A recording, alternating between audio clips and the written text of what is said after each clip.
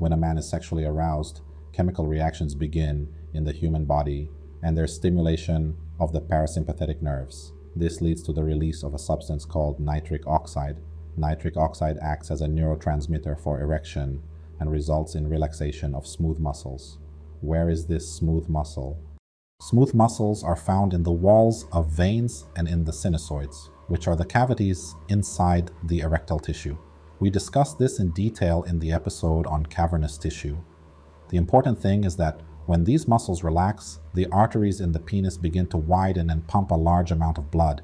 The sinusoids within the corpora cavernosa also relax and expand to accommodate more blood.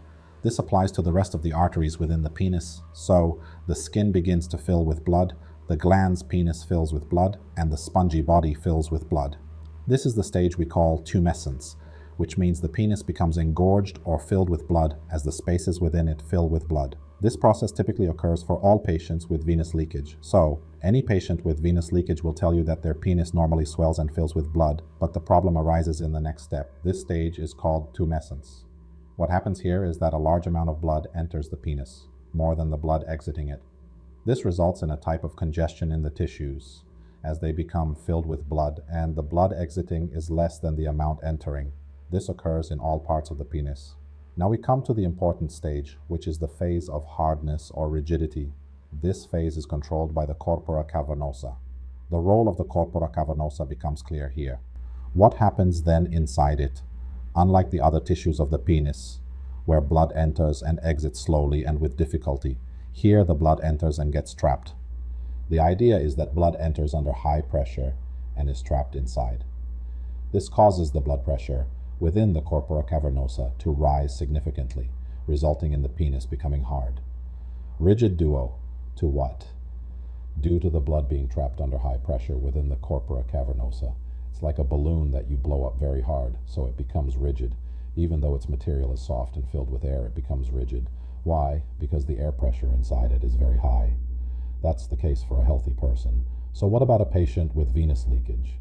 A patient with venous leakage has a defect that we'll talk about now, which allows the blood, instead of being trapped in the corpora cavernosa, to escape. It leaks out. It's like a balloon with a hole in it. You blow it up, it inflates and grows, but it doesn't become firm or hard. Why? Because some of the air escapes through the hole, so the air pressure inside doesn't increase enough to make it firm. The degree of its softness depends on the size of the hole. The larger the hole, the softer it remains, just like with venous leakage, which also has degrees. The greater the degree of venous leakage, the greater the flaccidity of the penis. We'll explain this in detail when we discuss the symptoms of venous leakage and how it progresses through different stages and degrees. So, what happens is that the blood escapes. It enters the corpora cavernosa but doesn't get trapped and escapes.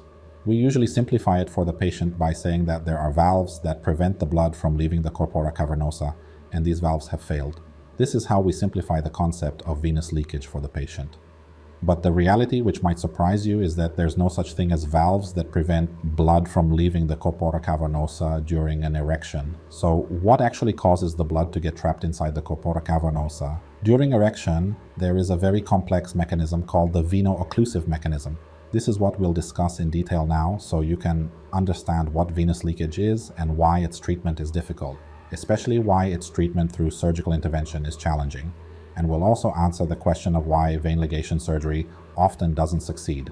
All of this will become clear as we discuss the details now, but it's certain that blood is trapped due to the veno-occlusive mechanism. Is this a single thing? No, it's a collection of processes, an essential and primary thing directly responsible for blood retention within the corpora cavernosa, supported or augmented by other factors. We'll talk about the main thing.